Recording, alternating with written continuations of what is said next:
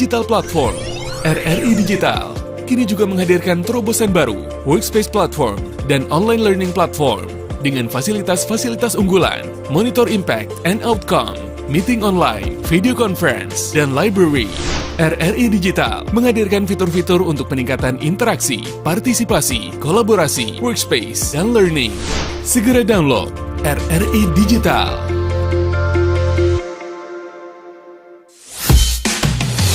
Pro1 RRI Bengkulu, kanal informasi dan inspirasi.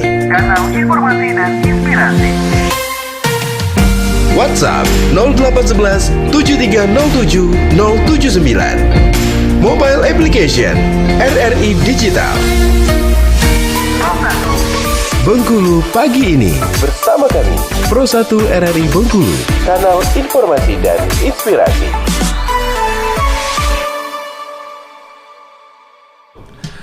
Baik, selamat pagi pendengar Pro1 di mana saja Anda berada. Senang sekali kami dapat hadir kembali dalam dialog interaktif Bengkulu pagi ini dengan tema meningkatkan kualitas pelayanan dan UHC. Di hari Senin 9 September 2024 dan tentunya dengan 3 narasumber yang berkompeten yang kami hadirkan untuk Anda untuk memberikan pencerahan sekaligus informasi ya berkaitan dengan pelayanan kesehatan. Baik, kita sapa dulu di pagi hari ini pendengar. Ada Dr. Gigi Endriwan Mansur, MM selaku Kabid Dinkes dan SDK Dinkes Provinsi Bengkulu. Selamat pagi Pak Endriwan, apa kabar? Selamat pagi, Assalamualaikum. Alhamdulillah Bung Tirza, kabar baik, sehat selalu. Salam dan sehat aktivitas semua. di Dinkes sudah masuk bulan ke-9 ini Pak. Padat kali Pak ya. Alhamdulillah, dinikmati saja Bung Tirza. Baik. Juga selamat pagi untuk Pak Mahyudin, SE AAK selaku Kepala BPJS Kesehatan Cabang Bengkulu. Apa kabar Pak Mahyudin? Alhamdulillah, kabar baik. Assalamualaikum warahmatullahi wabarakatuh. Waalaikumsalam. Semua RRI. Ya, ini beliau ini sudah berapa lama Pak kita masuk di Bengkulu ini Pak? Termasuk baru juga ini? 1 tahun 7 bulan. 1 tahun 7 bulan. Oke. Betah ya Pak? Alhamdulillah, sejauh ini so far so good. Iya, baik. Juga ada Dr. Abdi Setia Kusuma Mars, Ketua Persatuan Rumah Sakit Seluruh Indonesia wilayah Bengkulu. Apa kabar Pak Abdi? Alhamdulillah, Sehat aja. Assalamualaikum warahmatullahi wabarakatuh. Waalaikumsalam warahmatullahi wabarakatuh.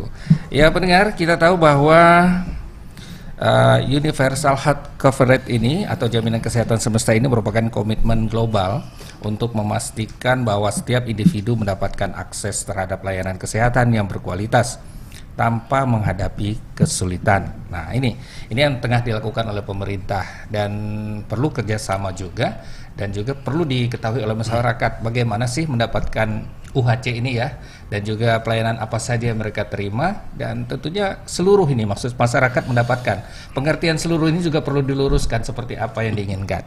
Baik, mungkin untuk penjelasan ini Pak Indriwan dulu ya. Ya silakan Pak Indriwan.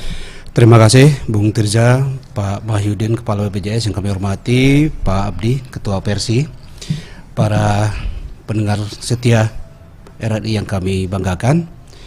Jadi pada kesempatan kali ini kami ingin menyampaikan apresiasi yang telah diterima oleh pemerintah Provinsi Bengkulu dari pemerintah pusat. Sudah 2 tahun terakhir ini Bengkulu ini ditargetkan UHC tahun 2024, 2023 kita sudah sampai 95% lebih. Ditargetkan tahun 2023, 2022 kita sudah mendapatkan capaian tersebut. Dan ini diapresiasi oleh Bapak Wakil Presiden, Menko PMK, dan diserahkan penghargaan ini kepada pemerintah Provinsi Bengkulu, dalam hal ini Bapak Gubernur, Bapak Rohidin Mersah. Dan ini juga sebaliknya dari pemerintah Provinsi Bengkulu pun, Pak Gubernur kemarin di acara 17 Agustus memberikan apresiasi juga kepada BPJS. Langsung Pak Mahyudin menerima penghargaan di upacara 17 Agustus untuk sebagai apresiasi dukungan dari BPJS Kesehatan terhadap program-program pelayanan kesehatan yang ada di masyarakat, termasuk semua pihak dari Persi, dari organisasi profesi dan lain sebagainya. Nah, sinergi yang ada sekarang ini menunjukkan bahwa pemerintah Provinsi Bengkulu harus hadir di tengah masyarakat di dalam setiap masalah-masalah yang ada, terutama pelayanan kesehatan. Dan angka terakhir yang kami terima dari BPJS juga bisa menjelaskan nanti, ini sudah hampir seluruh masyarakat Provinsi Bengkulu ini tidak ada yang tidak punya jaminan kesehatan, mestinya. Ya. Dan ini didukung oleh pemerintah kabupaten kota. Mereka melakukan pendataan dan validasi data untuk betul-betul memberikan kepada masyarakat seluruhnya, tidak ada tanpa terkecuali. Masyarakat ini segmennya banyak. Ada kalau PNS dia punya askes dulu ya, punya dibiayai dari gajinya. Kemudian dari yang lain-lain yang mampu punya segmen mandiri. Yang tidak mampu, negara hadir di sini. Baik dari pemerintah pusat, pemerintah provinsi, bahkan pemerintah kabupaten kota. Nah, pemerintah Provinsi Bengkulu, kita mempunyai program yang namanya Jamkesprop, Jaminan Kesehatan Provinsi Bengkulu, yang kuotanya lebih kurang untuk 34.000 peserta seprovinsi Bengkulu dengan anggaran yang sudah ditetapkan. Dan ini sudah didistribusikan kepada seluruh kabupaten kota. Kalau dari pemerintah pusat yang tidak mampu tadi ternyata masih kurang, dari provinsi hadir. Nah, ini sudah didistribusikan. Kemudian kita menemukan kejadian sehari-hari mungkin. Sudah kita sweeping, sudah didata pemerintah masyarakat-masyarakat itu yang tidak mampu.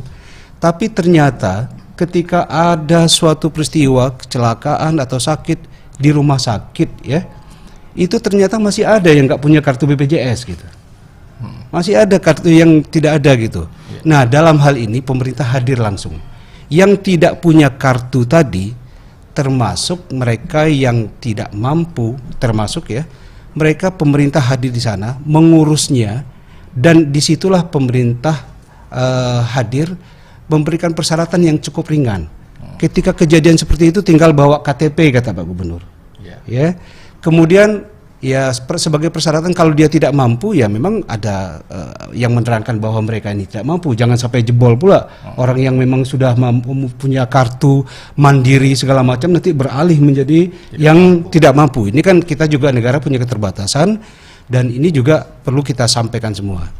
Jadi di sini ketika ini sebagai apresiasi dari salah satunya dari BPJS Kesehatan, ketika mereka ngurus kartu BPJS-nya waktu itu, sebagai apresiasi kita sudah UHC tadi, itu langsung aktif besoknya. Tidak nunggu 14 hari lagi seperti waktu sebelum kita UHC. Jadi lebih gampang administrasinya dari kejadian kita sebelum UHC. Dan ini perlu kita syukuri. Jangan sampai berkembang di masyarakat hal-hal yang memang hal-hal yang tidak jelas. Artinya pemerintah hadir di sini memberikan layanan, termasuk rumah sakit dengan komitmen pelayanannya. Jadi seluruh rumah sakit dikomandoi oleh Dr. Abdi di bawah koordinasi Persi, Persatuan Rumah Sakit Indonesia, seluruh Indonesia wilayah Bengkulu, sudah berkomitmen ketika pasien yang sudah hadir di rumah sakit mendapatkan pelayanan, itu awalnya langsung ditangani oleh rumah sakit, administrasinya kawan-kawan BPJS mensupportnya. Jadi intinya program yang disampaikan oleh Bapak Gubernur ini perlu kita sampaikan bahwa fasilitas pelayanan kesehatan baik rumah sakit sampai ke puskesmas, praktek mandiri dokter termasuk klinik itu siap dengan UHC kita ini. Mungkin demikian Bung Tirza. Baik, luar biasa ini upaya yang dilakukan oleh pemerintah khususnya jajarannya ya. Bagaimana memberikan pelayanan maksimal kepada masyarakat, terutama yang tidak punya kartu tadi ya. Itu cepat juga 14 hari, sekarang 2 hari sudah bisa dipergunakan, luar biasa. Nah, mungkin dari Pak Mahyudin ini dari BPJS ini ya, menanggapi tentang persepsi masyarakat juga, gratis ini seperti apa yang kita berikan ini dalam hal pelayanan kesehatan ini Pak Mahyudin? Ya, baik Bung Tirja, terima kasih banyak. Barangkali tadi sudah disampaikan juga oleh Pak Edriwan ya terkait dengan UHC. Jadi barangkali sebelum masuk ke substansi utamanya kami perlu juga menjelaskan bahwa UHC ini sebenarnya merupakan sebuah upaya bagaimana kita memberikan akses seluas-luasnya kepada masyarakat. Nah, itu yang menjadi substansi. Kalau kita melihat sebelum pelaksanaan program JKN ini, mungkin kita kembali lagi lah ke 2014 ya. Itu kan keluhan yang paling sering kita dengar itu adalah kami takut ke rumah sakit karena tidak punya biaya. Jadi lebih baik kami sakit di rumah saja, seperti itu. Nah, perlahan-lahan melalui program Jaminan Kesehatan Nasional ini kemudian kita bergerak bersama-sama dengan stakeholder seperti pemerintah daerah, ya, pemerintah pusat dan lain-lain. Itu masyarakat mulai didaftarkan, ya, baik mendaftar sendiri maupun didaftarkan oleh pemerintah daerah. Nah, sampai pada kondisi di mana kita saat ini sudah mencapai UHC atau Universal Health Coverage. Yeah. Nah, tentu kita sudah jarang sekarang mendengar kasus-kasus di mana orang tidak bisa mengakses layanan kesehatan. Bahkan orang sekarang ini berlomba-lomba ya untuk bisa mengakses layanan kesehatan. Nah, namun kami perlu sampaikan bahwa program ini sebenarnya tidak gratis. Tadi mungkin Pak Edriwan sudah menyampaikan bahwa setiap peserta itu punya kewajiban untuk membayar iuran atau dibayarkan iurannya Oleh pemerintah. oleh pemerintah atau pihak lain lah seperti itu. Nah, oleh karena itu tentu ini juga kita lihat sebagai salah satu perwujudan tanggung jawab ya pemerintah terhadap bagaimana pemerintah bisa memberikan jaminan pelayanan kepada seluruh masyarakatnya. Yeah. Nah, UHC itu sendiri sebenarnya ini perlu juga kami klarifikasi, Pak. UHC itu sendiri kan sebenarnya jumlah peserta terdaftar. Nah, kalau kita melihat sebenarnya untuk Provinsi Bengkulu, alhamdulillah semuanya sudah UHC. Baik provinsi maupun kabupaten kota itu semua sudah UHC. Jadi peserta itu sudah rata-rata masyarakat Provinsi Bengkulu ini sudah terdaftar. Yang sudah punya NIK terdaftar itu, Pak? Iya, sudah terdaftar rata-rata ya. Sampai dengan posisi terakhir itu kita melihat sebenarnya kita sudah berada di atas 98% angka yang ditetapkan oleh pemerintah dalam rencana pembangunan jangka menengah seperti itu. Nah, namun yang menjadi persoalan juga adalah bahwa tingkat keaktifan itu baru berada di angka 79%. Jadi misalnya walaupun saya sudah terdaftar, tapi bisa saja saya nonaktif karena tidak membayar iuran. Nah, seperti itu. Jadi kondisi itulah yang sekarang terjadi. Jadi ada gap. Misalnya katakanlah kita sekarang ini angka peserta terdaftar itu sudah 98%. Yeah. Tetapi ternyata yang aktif hanya 79%. Berarti kan ada gap itu sekitar 10 ya. 10-20% seperti itu. Nah, kami perlu sampaikan status UHC inilah yang membantu sebenarnya. Tadi sudah disampaikan bahwa dengan menyandang status UHC, maka kita memiliki satu keistimewaan yang disebut dengan cut off, non cut off seperti itu. Jadi peserta siapapun dia, sepanjang itu didaftarkan oleh pemerintah daerah, maka dia bisa langsung aktif. Nah, ini substansinya begitu. Jadi walaupun tadi kita melihat angka keaktifan baru berada di angka 79,sekian%, tetapi kalau ada masyarakat yang sakit, ini bisa langsung didaftarkan. Nah, hanya saja barangkali dalam kesempatan ini kami juga ingin menghimbau masyarakat bahwa mendaftarkan atau membayar iuran itu tentu akan memberikan beban yang cukup besar juga kepada pemerintah daerah. Ya, setiap tahun itu pemerintah daerah rata-rata mengeluarkan miliaran untuk membayar iuran. Nah, alangkah lebih wise-nya, alangkah lebih bijaksananya kalau masyarakat itu juga ikut membantu. Misalnya kalau memang punya kemampuan seperti disampaikan Pak Edriwan tadi, ya silahkan mengiur sendiri, tidak perlu harus berharap dari pemerintah seperti itu. Karena apapun ceritanya Bapak Ibu sekalian, saya rasa pemerintah juga punya keterbatasan. Pemerintah daerah juga punya program-program yang lain ya, yang harus mereka laksanakan untuk bisa membangun wilayah seperti itu. Nah, tentu sama halnya seperti BPJS Kesehatan yang selalu menyampaikan slogan ya, dengan gotong royong kita tertolong, semua tertolong, maka tentu ini juga perlu peran serta dari masyarakat untuk bisa membantu pemerintah melalui barangkali kalau memang mampu silahkan mengiur iuran atau membayar iuran itu secara mandiri seperti itu. Barangkali demikian. Baik, boleh saya tanya dikit Pak terkait dengan tunggakan ini Pak ya. Ini kan menjadi masalah juga karena kita kan bagaimana memaksimalkan itu ya dari segi pelayanan. BPJS sendiri berapa persen Pak yang tertunggak untuk peserta mandiri untuk Provinsi Bengkulu ini Pak? Ya, jadi memang kalau kita melihat sekarang ini angka tunggakan kita itu cukup besar ya. Dan sebenarnya sudah banyak upaya-upaya yang kita lakukan untuk mendorong masyarakat untuk membayar tunggakan tersebut. Ya. Nah, tadi barangkali sebelum kita masuk ke sesi dialog ini ada semacam pariwara yang menyampaikan bahwa ada program yang disebut dengan rehab atau rencana pembayaran secara bertahap. Nah, ini juga merupakan salah satu upaya kami untuk mendorong ataupun memberikan memberikan satu solusi kepada masyarakat agar bisa melunasi tunggakannya secara bertahap seperti itu. Nah, upaya-upaya lain yang kita lakukan juga kita terus menggalakkan sosialisasi ada BPJS keliling, BPJS online Kita jalan ke desa-desa, kita menghimbau masyarakat agar kalau memang punya tunggakan sebaiknya itu dilunasi sehingga mereka barangkali pada saat membutuhkan pelayanan kesehatan itu tidak terkendala. Nah, kalau kita melihat, kami juga perlu menyoroti ini sedikit, Pak. Kalau kita melihat sekarang ini justru peserta-peserta yang menunggak juga berharap banyak kepada pemerintah daerah begitu. Nah, ini kan sebenarnya sangat disayangkan. Jadi misalnya saya ini biasanya bayar sendiri iurannya. Terus saya menunggak. Nah, karena sekarang butuh nggak mau bayar iuran sendiri lagi atau tunggakannya belum bisa saya bayar, ya saya berharap ke pemerintah daerah agar didaftarkan melalui program PPPU Pemda seperti itu. Nah, saya pikir itu bukan sesuatu yang wise karena memang seperti disampaikan tadi oleh Pak Edriwan bahwa pemerintah daerah itu sebenarnya lebih fokus kepada membantu orang-orang yang kurang mampu. Nah, ini yang harus selalu menjadi perhatian dari masyarakat bahwa ada upaya-upaya mulia yang sedang dilakukan. Jangan kemudian kita justru membebani pemerintah melalui hal-hal seperti saya juga mau dijamin oleh pemerintah seperti itu, Pak.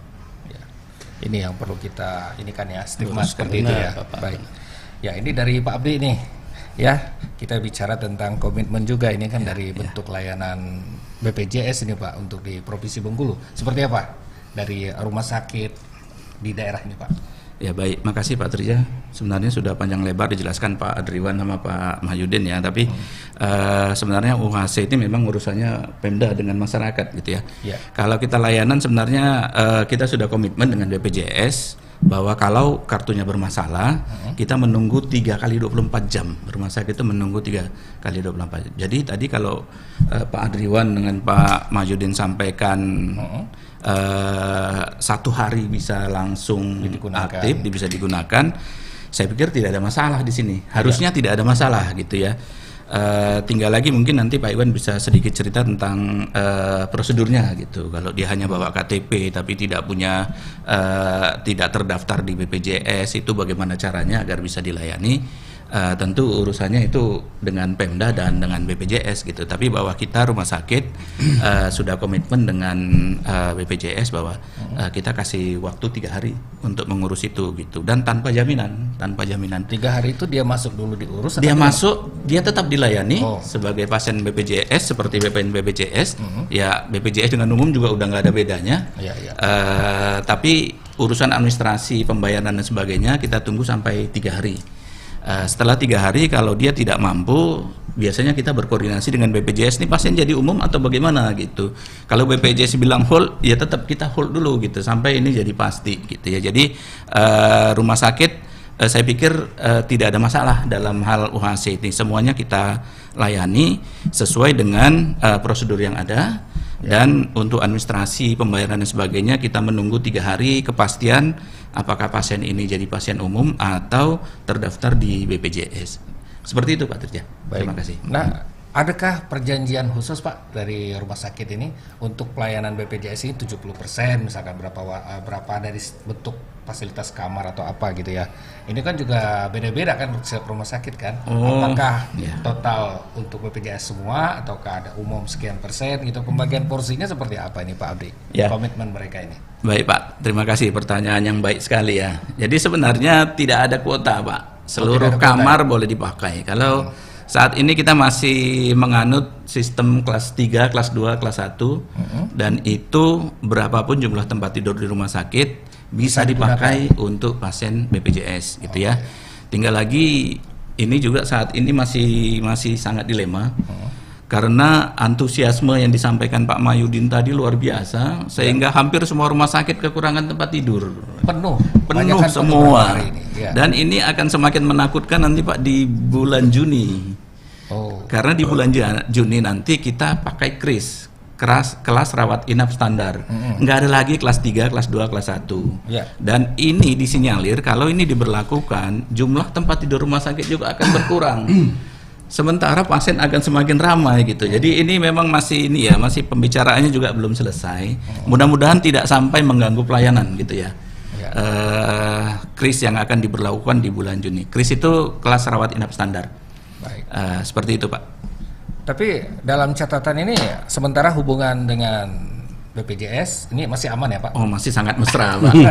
Hampir setiap saat kami berdiskusi seperti ini dengan BPJS. Baik. Ya Pak Indriwan, ini kan bicara tentang pelayanan Pak Indriwan ya. Ini kan ada syarat juga yang perlu diketahui dan dilampirkan ini. Mungkin menjadi rekomendasi juga untuk mendapatkan pelayanan ini. Seperti apa Pak Indriwan?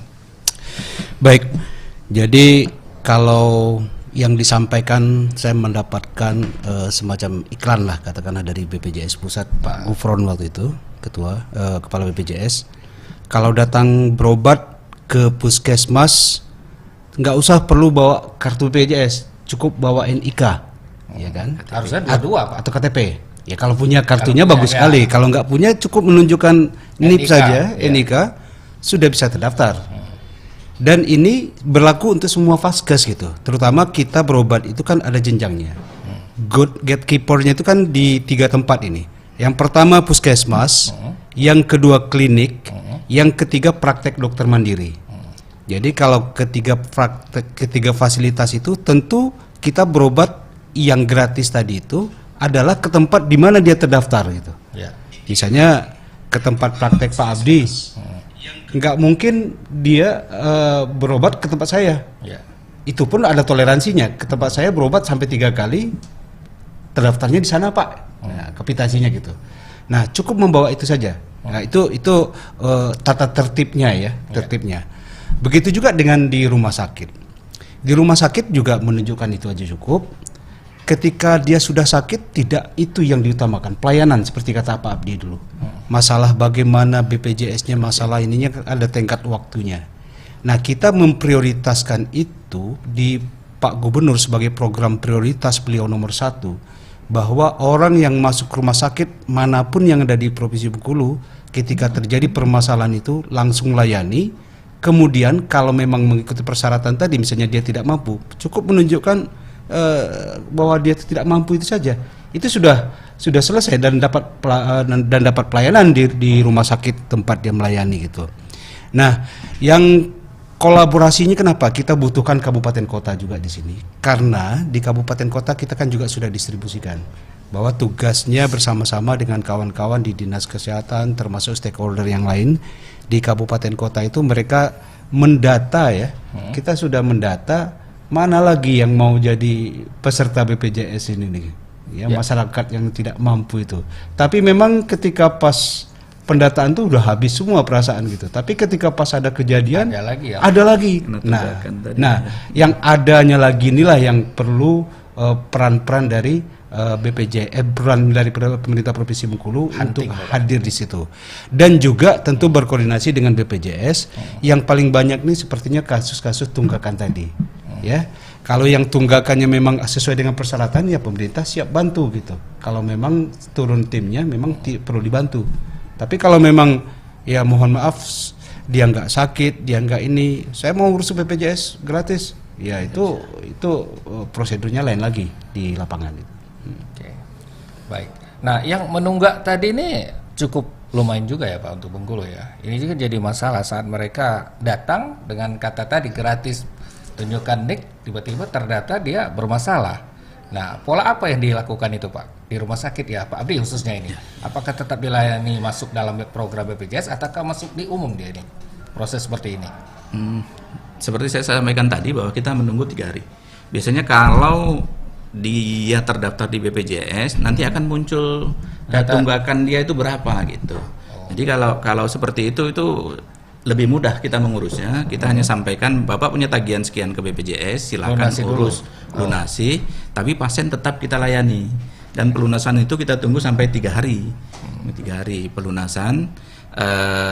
Yang jadi masalah justru itu tadi, yang ada KTP-nya, tapi ternyata tidak ada data di BPJS, artinya peserta itu tidak terdaftar di BPJS. Yang harusnya kata Pak Adriwan tadi, nggak ada lagi orang yang seperti itu. Tiba-tiba muncul. Tiba-tiba muncul. Nah itu yang kalau yang seperti itu tentu administrasinya adanya di Pak Adriwan di Dinas Kesehatan gitu. Tapi kalau langsung yang ke Dinkes ya, intinya gitu. Ya itu tadi. Siap, kita punya Sistemnya ada ya? ada sistem, ada namanya yang istilah inovasi yang namanya si Bujang itu. Ada nomor call centernya, siap menghubungi itu kalau ada terjadi permasalahan itu.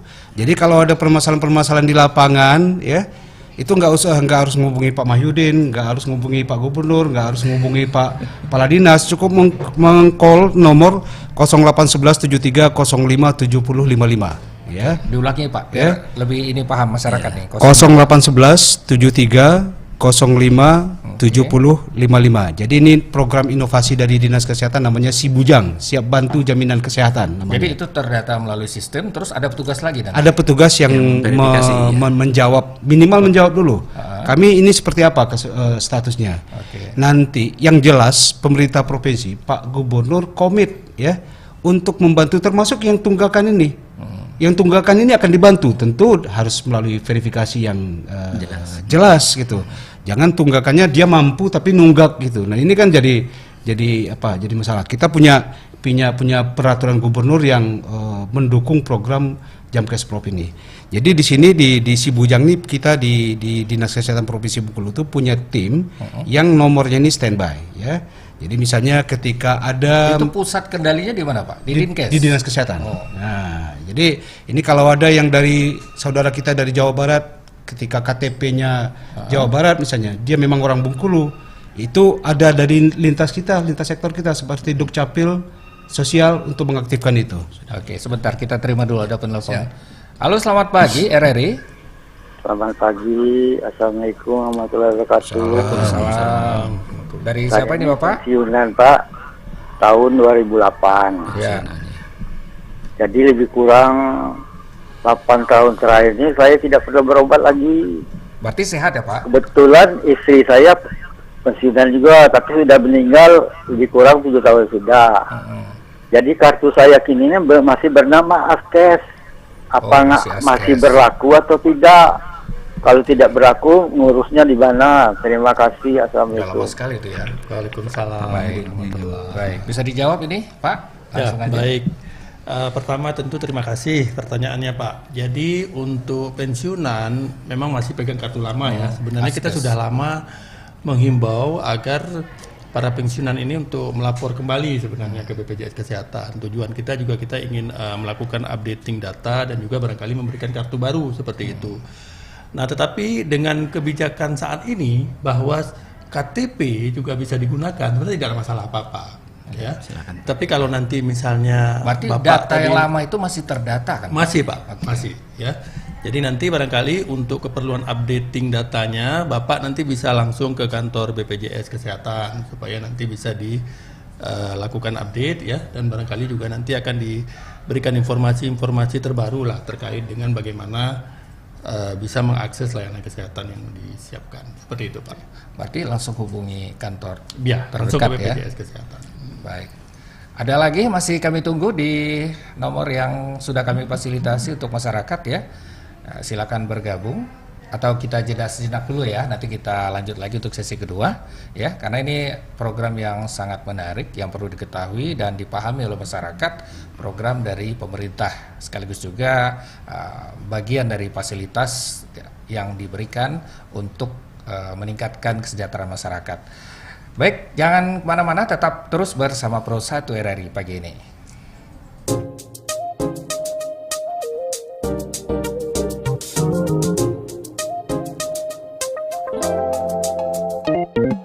Baby, do you know you're the only one in my mind?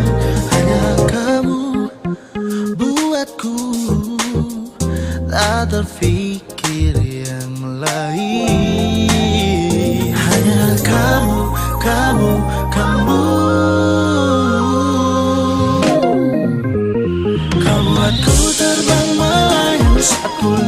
senyumanmu. You're the only one. Terlepas mataku memandang senyumanmu buatku candu. You're the only one. I've been searching back in all of my thing, hitting my day, shooting pun terasa asing. Get on my way, I don't want you to stay. I tak bisa, gotta go to get your agenda. Now I gotta find another way. No stress, just fine. No committing like us, but tak sanggup I keeping you away. No fine, gotta go back in time, give you love divine. Tak mungkin bisa ku running walau kau tak peduli. Oh jangan lagi bikin pusing. You know that I've been wasting all my time. Ku takkan pergi-pergi lagi. You know shorty with you I'll be fine. Baby I don't want another love. Ku takkan lagi ada mungkin beyond and above. You know that all I want is you. Hanya kamu, kamu, kamu. Kau buatku terbang melayang saat ku lihat senyumanmu. You're the only one. Terlepas mataku memandang senyumanmu buatku candu. You're the only one.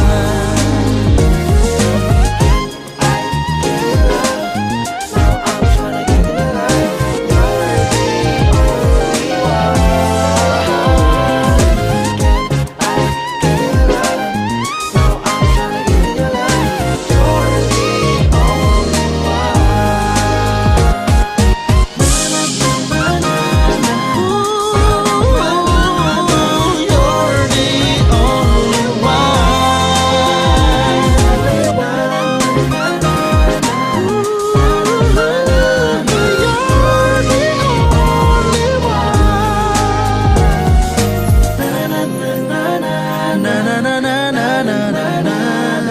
You're the only one.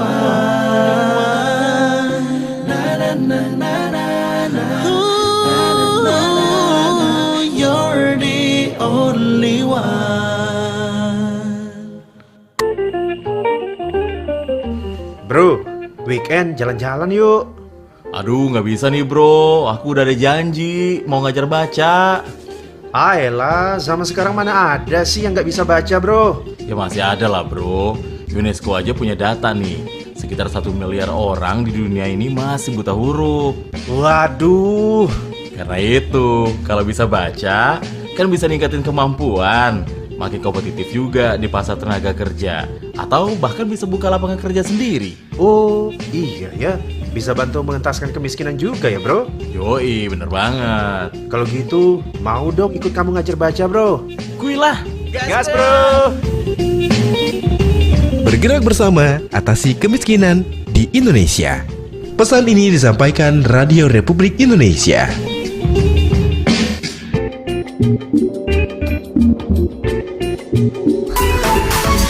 Bengkulu pagi ini bersama kami Pro 1 RRI Bengkulu, kanal informasi dan inspirasi.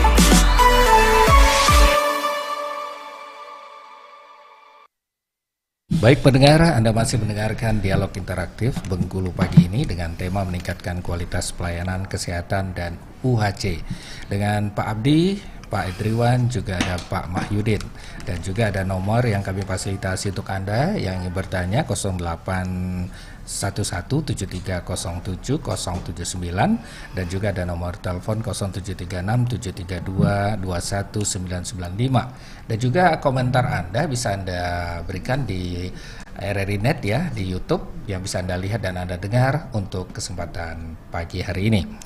Dan kita lanjut lagi ya. Sementara yang telepon masih kami terima 1 atau 2 lagi ya untuk memberikan masukan ataupun sumangsaran ataupun juga mungkin ada keluhan juga dalam mendapatkan pelayanan kesehatan di lingkungan masyarakat di 10 kabupaten kota yang mendengarkan siaran kami untuk hari ini.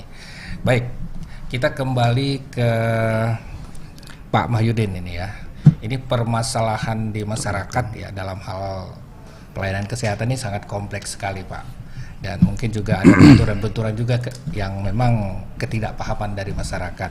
Pelayanan yang kita berikan di instansi kita dalam hal ini yang datang ke kantor itu seperti apa perharinya Pak? Cukup banyak yang kita layani dalam hal administrasi, kemudian dalam mungkin klaim yang lain gitu Pak. Setiap apa Pak yang kita berikan sama mereka? Ya, jadi barangkali menyambung ya tadi di awal yang saya sampaikan bahwa prioritas utama kita yang pertama tentu bagaimana kita membuka akses seluas-luasnya. Ya. Nah, saat ini alhamdulillah barangkali akses tidak menjadi masalah karena hampir semua masyarakat terdaftar seperti itu dan dijamin juga oleh pemerintah daerah. Nah, langkah kami selanjutnya tentu adalah bagaimana kita membenahi pelayanan agar masyarakat merasakan kualitas layanan yang diberikan oleh fasilitas kesehatan dan juga BPJS Kesehatan. Betul. Nah, kalau Bung Tirja menanyakan tentang layanan di BPJS, sebenarnya ini sudah sangat sudah sangat bervariasi yang kami berikan ya. Variasi cukup banyak. Peserta bisa datang ke kantor ya. Itu rata-rata sekarang memang peserta yang datang ke kantor itu mungkin ada di angka sekitar 30 sampai 40 orang seperti itu. Nah, sebenarnya jumlah ini tidak terlalu banyak ya, tapi kan itu sebenarnya lebih banyak didukung oleh hadirnya teknologi informasi ya. Peserta sekarang punya keleluasaan untuk bisa mendaftar melalui mobile JKN ya. Kemudian di kantor kami juga menyediakan anjungan mandiri di mana peserta bisa langsung menggunakan ya tanpa harus ketemu dengan frontliner kami di depan seperti itu. Sama hal seperti kita mungkin contohnya AirAsia ya, kan ada anjungan untuk mendaftar sendiri atau Garuda pun sudah ada sekarang seperti itu. Jadi bisa ngeprint tiket sendiri dan sebagainya lah seperti itu. Nah, ini tentu kami harapkan akan semakin memudahkan sebenarnya, memberikan kemudahan kepada peserta kami. Ya. Mereka tidak perlu harus ke kantor, ya. Tetapi walaupun demikian di kantor sendiri fasilitas yang kami sediakan itu saya pikir sudah dalam konteks yang sangat nyaman, ya. Apalagi sekarang kita di kantor itu sudah menganut sistem eco office. Ya, seluruh kantor itu sudah bernuansa eco seperti itu. Dan ini tentu juga kami harapkan akan berpengaruh, berdampak kepada perasaan peserta pada saat mereka mendapatkan layanan. Seperti itu, Bung Tirja. Baik. Tadi Bapak menyebutkan data Pak. Ada data yang bisa disampaikan ini Pak untuk tunggakan kita di Provinsi Bengkulu ini. Ini menarik juga, perlu digugah kembali kesadaran masyarakat ini. Iya. Ya, jadi memang sampai dengan posisi saat ini ya, ini untuk tunggakan ya. Tunggakan yang berasal dari peserta mandiri atau mereka yang mendaftar sendiri itu cukup besar. Sampai dengan saat ini itu ada di angka 151 miliar lebih tunggakan tersebut ya. Dan ini untuk umur hutangnya itu atau umur tunggakannya itu bervariasi Pak. Ada yang 12 bulan, ada yang 24 bulan, ada yang mungkin 3 atau 4 bulan seperti itu. Nah, tetapi mayoritas memang rata-rata sudah berada pada angka di atas 24 bulan. Seperti itu. Nah, ini yang sebenarnya menjadi tantangan besar bagi kami ya. Bagaimana supaya orang yang sudah berhutang atau menunggak cukup lama ini bersedia untuk membayar kembali seperti itu. Nah, tetapi tadi kami sudah sampaikan di awal bahwa pada prinsipnya kita sudah menyediakan beberapa channel-channel untuk memudahkan ya. Mungkin ada program rehab ya. Seperti itu, atau nanti peserta juga bisa melakukan pembayaran melalui channel-channel yang lain ya. Seperti katakanlah misalnya di Indomaret itu juga bisa dilakukan pembayaran seperti itu. Nah, jadi kita berharap memang willingness to pay-nya itu mungkin bisa muncul dari masyarakat seperti itu. Mungkin itu Pak.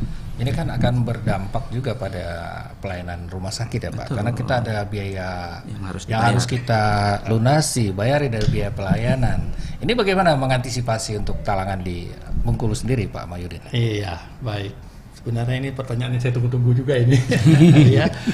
Jadi mungkin di awal tadi saya berbicara tentang beban ya untuk membayar iuran oleh pemerintah daerah. Seperti itu ya. Dan itu iurannya juga yang dibayar bukan sedikit gitu ya, sampai miliar gitu ya. Ya, itu miliar Pak. Iuran ini Pak yang dibayar oleh oleh pemerintah seperti itu untuk peserta-peserta yang barangkali dibayarkan iurannya oleh pemerintah daerah. Belum lagi yang bayar sendiri seperti itu. Nah, tetapi perlu diketahui juga bahwa iuran itu kemudian digunakan oleh BPJS Kesehatan untuk membayar fasilitas kesehatan atas pelayanan yang diterima oleh peserta. Jadi Mungkin sekalian saja kita luruskan ini Pak. Jadi tidak ada BPJS gratis sebenarnya, ya. Nah seperti itu. Nah, oleh karena itu akan salah kalau kemudian orang beranggapan bahwa oh ini gratis, saya boleh akses sesuka hati saya gitu. Justru itu tidak bijaksana. Ya. Seharusnya kita sebagai orang yang sudah iurannya dibayarkan oleh pemerintah daerah, ya kita juga berpikir bahwa anggaran itu akan cukup. Seperti itu. Nah contohnya saja seperti pelayanan kesehatan. Kalau satu orang misalnya iurannya dibayar oleh pemerintah daerah atau bayar sendiri, kelas 3 itu kan cuma bayar 35.000. Seperti itu, ya. Sana sini dengan subsidi dari pemerintah daerah dan pemerintah pusat, BPJS terima 42.000 seperti itu Pak, total iurannya. Tapi kalau dia mengakses rumah sakit dalam 1 bulan itu katakanlah 2-3 kali saja, itu biayanya sudah 1 juta lebih. Belum lagi penyakit berat ya Pak? Iya, kita tidak bicara penyakit berat seperti itu. Nah jadi makanya ini sangat penting ya, bagaimana agar masyarakat juga punya kesadaran ya, menjaga gaya hidupnya, gaya hidup sehat, pola hidup sehat ya, seperti itu. Kemudian juga ada program-program yang sebenarnya sudah digagas oleh BPJS seperti program rujuk balik, ya, itu kan sebenarnya tidak harus ke rumah sakit seperti itu. Nah, kami juga sangat berharap bagaimana masyarakat menggunakan puskesmas atau fasilitas kesehatan tingkat pertama itu secara optimal, ya. Ada 144 diagnosa yang bisa diselesaikan di puskesmas ya, begitu Pak Abdi ya. Ya. Nah seperti itu. Nah ini yang barangkali sekarang masih menjadi masalah di masyarakat kita, karena kami sering sekali mendapatkan laporan bahwa masyarakat datang ke fasilitas kesehatan puskesmas itu hanya sekedar meminta rujukan. Nah ini kan dampaknya sebenarnya cukup luas ya. Pertama, orang jadi berdesak-desakan di rumah sakit ya. Orang yang seharusnya dilayani di rumah sakit jadi terkendala juga, karena orang-orang yang barangkali seharusnya selesai di puskesmas itu justru membanjiri rumah sakit. Nah ini yang sebenarnya secara terus-menerus kami sosialisasikan ya. Kami juga sangat berharap nanti dukungan dari Dinas Kesehatan ya, dan stakeholder lain kami, bagaimana kita secara bersama-sama ini bisa menghimbau masyarakat agar memanfaatkan secara maksimal ya pelayanan di fasilitas kesehatan tingkat pertama, karena itu memang diberikan untuk kemudahan masyarakat. Masyarakat nggak perlu harus jauh-jauh kan begitu Pak ya. Misalnya saya terdaftar tinggal di katakanlah Sukamerindu, sudah ada puskesmas Sukamerindu, seperti itulah kurang lebih ya. Jadi di tempat asalnya ya, seperti itu Pak. Jadi kita bisa memilih seperti itu. Nah sayangnya tadi perilaku yang cenderung harus ke rumah sakit ini yang mungkin perlahan harus kita rubah. Karena pertama tadi ya, kita membebani yang barangkali sakitnya lebih berat. Yang kedua, program ini juga akan terbebani kalau semuanya ke rumah sakit ya. Kita terima juga, ya, kita terima iuran 35.000 atau 42.000. Tapi biaya yang kami keluarkan 1 juta. Itu kan defisit. Ya. Nah, pertanyaan selanjutnya adalah sampai kapan defisit ini akan bisa kita tanggung? Kalau misalnya nanti katakanlah misalnya tiba-tiba memang benar-benar tidak sanggup lagi, otomatis program ini akan berhenti. Dan kalau ini berhenti, tentu yang dirugikan juga masyarakat. Seperti itu. Kita akan kembali lagi ke zaman di mana orang akan sulit untuk mendapat layanan gitu ya. Takut, wah nanti saya kalau sakit biayanya berapa gitu. Nah sekarang ini kan sudah tidak ada lagi persoalan-persoalan seperti itu. Tapi kalau ini tidak kita jaga bersama-sama, kita bisa kembali lagi ke masa-masa seperti yang sebelumnya itu Pak. Barangkali itu Bung Tirja. Ya Pak Abdi, ini kan puskesmas 144 layanan. Rumah sakit ini banyak juga nih Pak. Sangat kompleks banyak. Ya. Tapi berat-berat semua ini. Seperti apa? Bisa cerita juga Pak pelayanan yang diberikan ini? Karena memang judul kita meningkatkan kualitas pelayanan ya. Jadi ya mau nggak mau kita harus singgung juga masalah itu. Jadi gini Pak, sebenarnya ideal dari sisi pembiayaan itu 70-30. 70% pembiayaan itu di rumah sakit, 30 di layanan primer. Tapi kondisi saat ini saya dengar data terakhir di rumah sakit itu sampai 78%. 80 lebih. Oh, naik ya. Sehingga dana yang dipakai untuk ke layanan primer nggak sampai 30, bahkan nggak sampai 20% gitu. Ini gara-gara yang disampaikan Pak Mahyudin tadi, bahwa pasien meminta dalam tanda kutip memaksa untuk rujukan gitu ya.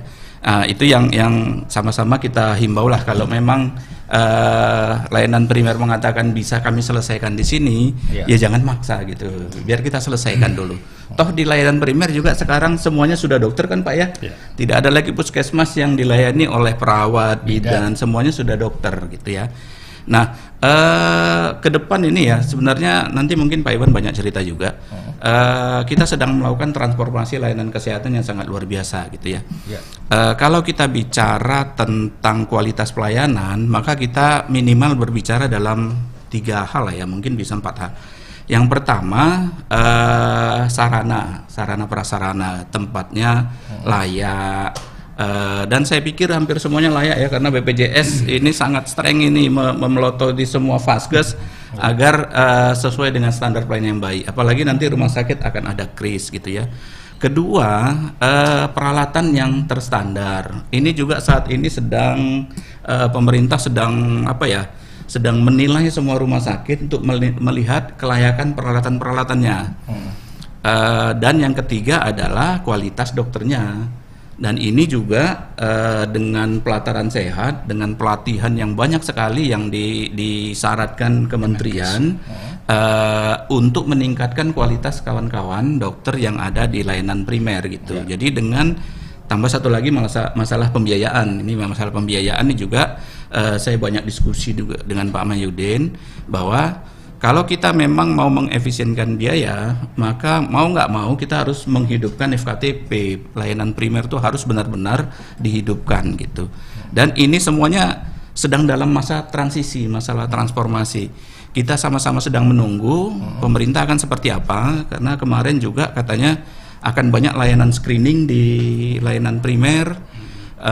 Kemudian juga pemeriksaan lab yang harus dilakukan akan dilakukan nanti di vaskes tingkat pertama ya, karena selama ini tipes ya udah rumah sakit aja karena harus periksa labnya apanya dari mana gitu. Nah yang seperti itu sedang dalam proses transformasi di layanan primer. Kalau di layanan sekunder juga kalau selama ini kita dengar bahwa penjenjangan rumah sakit berdasarkan kelas tipe A, B, C, D gitu ya, yang paling rendah tipe D.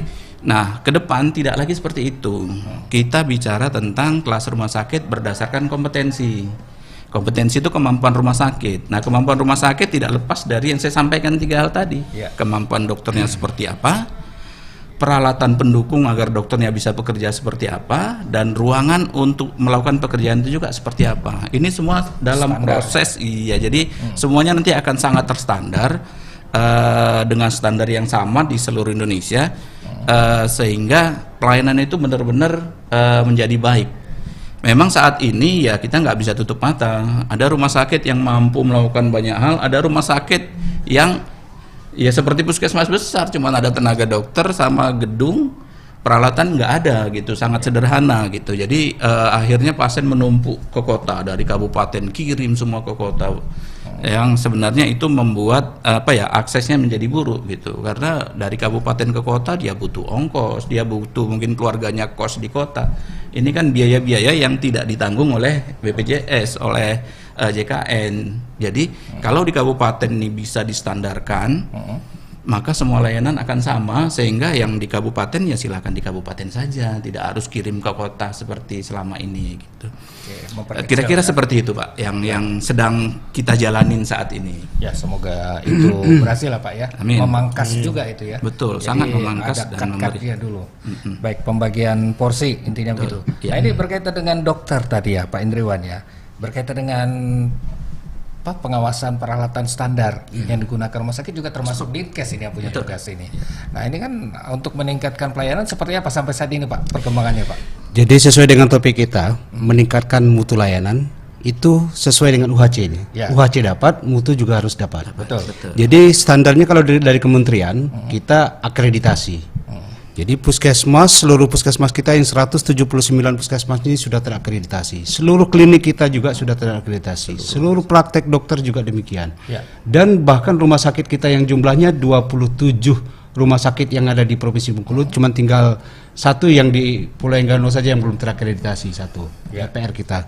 Nah, semuanya tidak terlepas dari upaya kita meningkatkan 4 hal tadi, sumber daya manusianya, peralatannya, sistemnya, dan Pak Menteri mengatakan untuk peralatan kami rapat kemarin, insya Allah semua akan dipenuhi.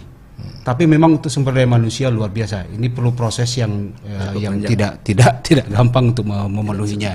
Jadi oleh karena itu ini perlu kolaborasi benar. Kita sekarang lebih mengutamakan integrasi layanan primer namanya. Dari 6 pilar yang disampaikan oleh Pak Abdi tadi, kita lebih mengutamakan kepada promotif preventif. Jadi yang namanya screening itu bisa dilakukan bahkan sampai di tingkat desa kita sudah mempunyai yang namanya posyandu mandiri ya. Di situ tuh sudah ada tenaga kita 2 kader, 1 bidan, 1 perawat. Itu yang diaktifkan pustu primer namanya. Jadi supaya jangan sampai numpuk pelayanan yang yang ke rumah sakit tadi. Jadi termasuk tadi Pak Mahyudin juga ada program melibatkan pemerintah desa ya, namanya ini ya, melibatkan kader-kader untuk bisa mendaftarkan untuk menjadi peserta JKN ini. Ini upaya kita sudah dilakukan. Tapi yang tadi itulah masih ada juga yang bocor, yang ketika pas sakit baru mengurus kartunya, pas sakit baru membayar iurannya. Nah, pas ya baru terbentur baru ini. Jadi yang jadi PR kita sekarang bersama-sama adalah menjaga keaktifan.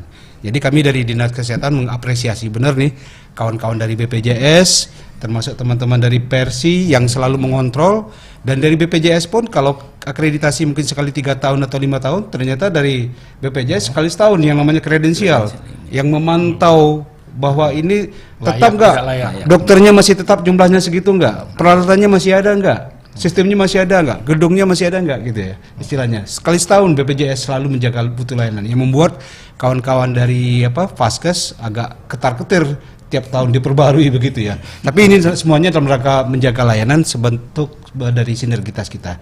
Tapi yang jelas dari pemerintah kita, Pak Gubernur dari Provinsi Bengkulu, apapun persoalan silakan sampaikan kepada tim yang ada. Insya Allah kalau persoalan-persoalan itu memang menyangkut kesehatan, beliau siap bantu dengan timnya dan tanpa prosedur yang macam-macam, asal sesuai dengan ketentuan yang berlaku. Ya, yang jelas juga Kementerian Kesehatan ya Pak ya, setiap tahun juga menurunkan tenaga bantuan juga ya Pak. Siap. Dokter intensif dengan dokter Nusantara Sehat. Ya. Ini luar biasa. Dan kita berapa? 135 puskesmas ya Pak? 179 puskesmas. Itu dokter semua, sudah dokter Pak? Sudah semua punya dokter. Termasuk di pelosok ya? Iya, jadi kita standarnya puskesmas tuh harus punya 9 jenis ketenagaan. Ya, 9 jenis ketenagaan. Itu sekarang dalam proses, kita masih di angka 56% baru. Untuk mencapai 9 jenis. Ya, 4% lagi. Tapi yang intinya tenaga dokter umum tadi, semua puskesmas kita sudah punya. Alhamdulillah. Berarti tidak ada masalah untuk masyarakat ya, terutama di daerah pelosok untuk mendapatkan pelayanan kesehatan. Baik, nggak terasa ini hampir 1 jam. Perlu ditambah ya, Andre ya. 2 jam gimana ini? Gara-gara macet tadi Pak. Baik. Seputaran RRI. Kita closing statement nih, Pak Abdi nih, untuk masyarakat seperti apa Pak Abdi?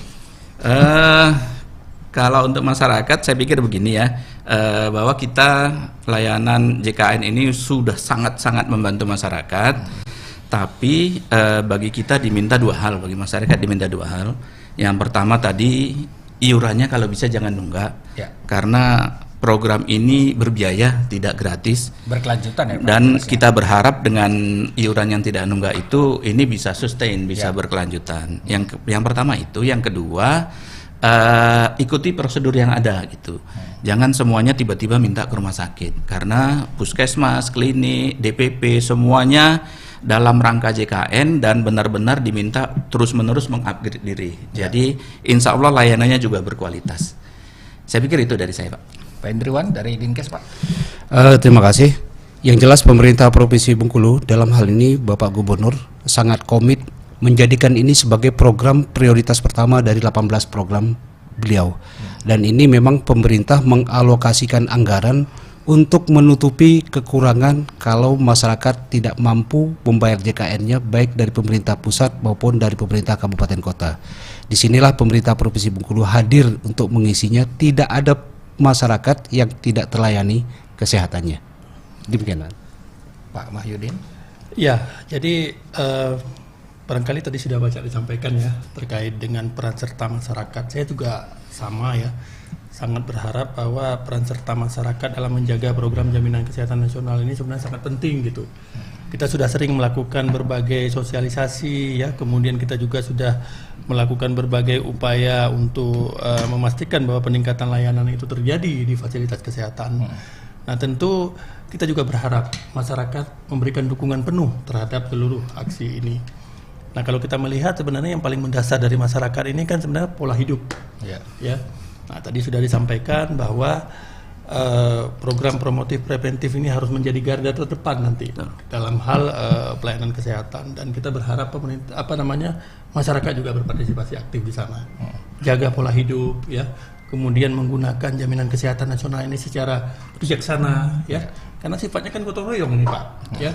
Begitu kembali lagi ke cerita saya tadi, bayar iurannya sekitar 35.000 terus menggunakan sampai 1 juta, uangnya dari mana? Ya tentu uang yang lain yang kita pakai ya, baik itu mungkin yang dibayar oleh pribadi maupun oleh pemerintah, seperti itu iurannya. Nah, ini tentu perlu sekali menjadi perhatian penuh dari masyarakat ya. Mari kita sama-sama jaga program jaminan kesehatan nasional ini supaya bisa berkelanjutan dan tentunya akan bermanfaat selalu bagi masyarakat. Barangkali demikian. Baik pendengar, terima kasih Pak Abdi, terima kasih Pak Indriwan, terima kasih Pak Mahyudin atas waktunya di pagi hari ini. Semoga saja apa yang sudah kita sampaikan tadi ya, walaupun 1 jam ya Pak ya, sudah memberikan pencerahan kepada masyarakat kita bagaimana upaya pemerintah sudah melaksanakan tugasnya untuk memberikan pelayanan terbaik kepada masyarakat. Dan kita berharap ini akan semakin baik dan semakin maksimal mereka mendapatkannya, dan tentunya dengan porsi dan sesuai dengan aturan yang regulasi yang sudah ditetapkan. Terima kasih pendengar atas kebersamaannya, selamat pagi. Bengkulu pagi ini bersama kami Pro 1 RRI Bengkulu, kanal informasi dan inspirasi. Suara pemersatu bangsa, pembalasan satu bangsa, radio untuk Indonesia, terbesar dan mendunia. Radio Republik Indonesia, pelestari budaya, berkat persatuan bangsa. Radio Republik Indonesia, suara pemersatu bangsa.